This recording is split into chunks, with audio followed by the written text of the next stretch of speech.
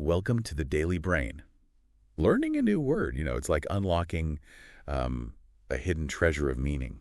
Yeah. And today we'll uncover one you'll love to use, I think. Oh, excellent. The word is pretentious. Ooh, pretentious. I like that one.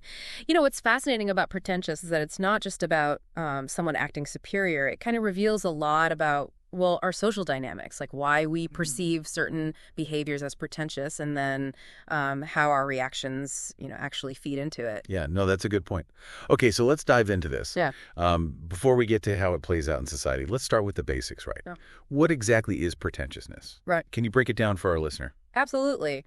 At its core, pretentiousness is about claiming a kind of distinction or importance that might not be genuinely earned. It's about trying to appear more impressive, more knowledgeable, or sophisticated than you actually are. There's about a gap between appearance and reality. Exactly. Think about someone name-dropping an obscure philosopher, right, that they've never actually read, just to sound intelligent. They are trying to project an image that doesn't match their actual knowledge. That makes sense. So you mentioned something about social dynamics earlier. Yeah. Can you expand on that for our listener? Well, think about the concept of the social self. We all develop an awareness of how other people see us. Uh-huh. And this leads to a natural desire to kind of manage those perceptions. Right. We want to be seen in a positive light. Right. So we all engage in a bit of performance then? To some extent, yes. It's like we're all on stage, trying to present the best version of ourselves. Yeah. But pretentiousness takes this performance to an extreme. It's about creating a facade rather than simply highlighting your genuine strengths. So it's not necessarily bad to want to make a good impression. It's the motivation behind it that can make it pretentious. Exactly. It becomes problematic when it's driven by insecurity, a need to compensate for feeling inadequate. Like that hilarious character from Theophrastus's characters, the boastful man, right? Who brags about all his wealth and adventures, even though he's never even left his hometown. Right. That's a classic example. Right. But you're saying pretentiousness can also be much more subtle. Absolutely. It can show up in the way someone speaks, the things they choose to talk about, even, the clothes they wear. It's about sending a message, I'm better than you, even if it's not, explicitly stated.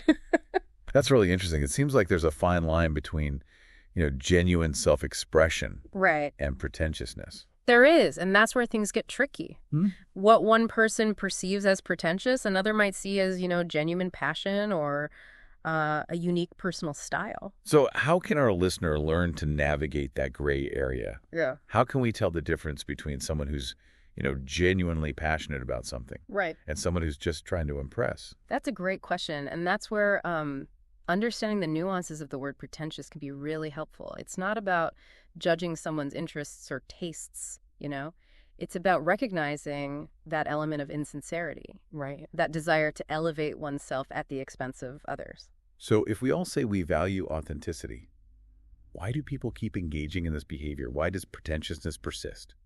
Well, there are a few reasons. Sometimes it's about social pressure. People might adopt pretentious behaviors because they see it rewarded in their social circles, Yeah. It becomes a way to fit in or gain social status. It's like a learned behavior then, like they're mimicking what they see around them. Exactly. And then there's the power dynamic. Pretentious people often create a sense of exclusivity, like they're part of a special club that others aren't privy to. Uh-huh. This can be very attractive to people who are, seeking validation or acceptance. It's almost like they're pulling others into their world of artifice. Precisely. It's not just the pretentious person, it's also our response to them that allows this behavior to thrive. By playing into their game, we reinforce the idea that pretentiousness is a path to, social currency. So what you're saying is we have a role to play in this. We can't just blame the quote-unquote pretentious person. We're part of the equation too. Right. This is a really fascinating insight. It is. So let's move on to the word itself. Where does the word pretentious even come from? It actually has its roots in the French word prétentieux, which is based on the idea of making a claim. Specifically a claim of distinction or importance. So right there in the word's history, we see that element of striving for a perceived higher status. Exactly. And it's fascinating how that meaning has evolved over time. Today, pretentious carries a much stronger connotation of disapproval. It's almost like we're calling someone out for their act, saying, we see through your facade. I see what you mean. It's definitely not a compliment. Yeah. You don't want to be called pretentious. So how can our listener use this word effectively in their own conversations? Well, it's best used when describing something that's clearly trying too hard to impress but falls short. Like that restaurant, where the food is mediocre but the prices are sky high and the menu descriptions are filled with unnecessarily complicated jargon just to make it sound fancier than it actually is. Or the person who uses big words incorrectly just to sound intelligent. Exactly. It's about recognizing that gap between appearance and reality and calling it out in a way that's both insightful and, well, a little bit humorous. This is not just about being fancy or sophisticated. It's about that element of insincerity, of trying to be something you're not. And we can use this word to highlight that discrepancy in a clever way. Precisely. And that's what makes pretentious such a powerful word. It cuts through the facade and exposes the truth. It's like a verbal eye roll. Yes. A way of saying, I'm not buying what you're selling. And I think we've all encountered situations where that phrase would come in handy. But the trick is to use it with awareness and sensitivity, right? Mm-hmm. We don't want to be judgmental or dismissive of people who, genuinely have different tastes or interests than our own. Absolutely. It's all about context and intention. Well said. I think that's a great place to pause for now. This has been such an insightful deep dive into the meaning of pretentious. I feel like I already have a much better grasp of the nuances of this word and how it plays out in our social interaction. Me too. It's always fascinating to explore these words that have such rich social and psychological implications. And we'll be right back after a quick break to continue our exploration of pretentious.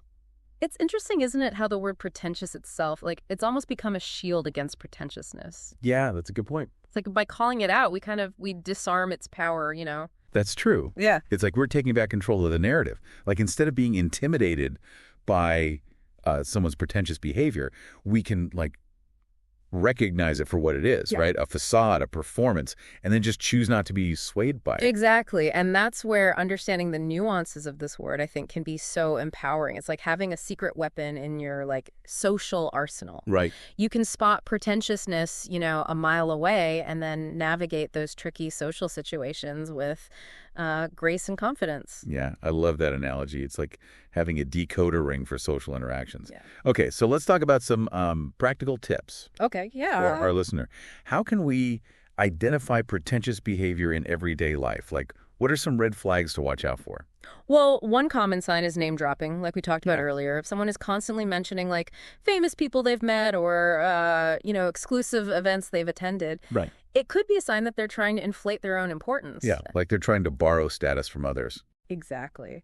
Another red flag is the overuse of jargon or overly complicated language. Sometimes people use big words or technical terms that they don't fully understand just to sound more intelligent. But it often backfires and just makes them sound, pretentious. Yeah, it's like they're trying too hard to impress, and it ends up having the opposite effect that makes them seem less authentic, less relatable. Absolutely, and that's a key point. Pretentiousness is often about a lack of authenticity. It's about trying to project an image that isn't true to who you really are. So how can we, as listeners, respond to pretentious behavior in a way that's both assertive and graceful? That's a great question. One approach is to simply ignore it. Don't give them the satisfaction of a reaction. Just let their pretentiousness roll off you, like water off a duck's back. Oh, I love that. Just keep it moving. Don't let them pull you into their game. Exactly. Another approach is to call them out on it, but in a subtle, humorous way. You could say something like, wow, those are some big words. Do you mind breaking that down for us mere mortals? Ooh, I like that. A little playful jab to let them know that you see through their act. Exactly. The key is to, do it with a smile so it doesn't come across as confrontational. Right. We don't want to escalate the situation. It's about setting boundaries and maintaining your own sense of self-respect. Absolutely. And remember, sometimes people are pretentious without even realizing it. They might have just, picked up some bad habits from their environment. So not always malicious. Sometimes it's just a lack of self-awareness. Exactly. And in those cases, you might be able to gently nudge them in a more authentic direction. Yeah. You could say something like, you don't need to impress us. We're happy to, get to know the real you. That's a really good point. It's about creating a space for like genuine connection rather than superficial posturing. And I think that brings us back to something we discussed earlier, like the role we play in perpetuating pretentiousness. Yeah. We can choose to reward authentic behavior and discourage pretentiousness by the way we respond to it. Absolutely. Our reactions, I think, have power. If we stop being impressed by superficial displays, those behaviors will eventually lose their currency. So we can actually help shift the culture by being more mindful of our own reactions. That's empowering. Exactly. And that's what's so exciting about exploring these social dynamics. We can all be agents of change just by being more aware of, our own thoughts, feelings, and behaviors. I love that. This has been like such a thought-provoking deep dive. I feel like I'm already starting to see the world through, a new lens.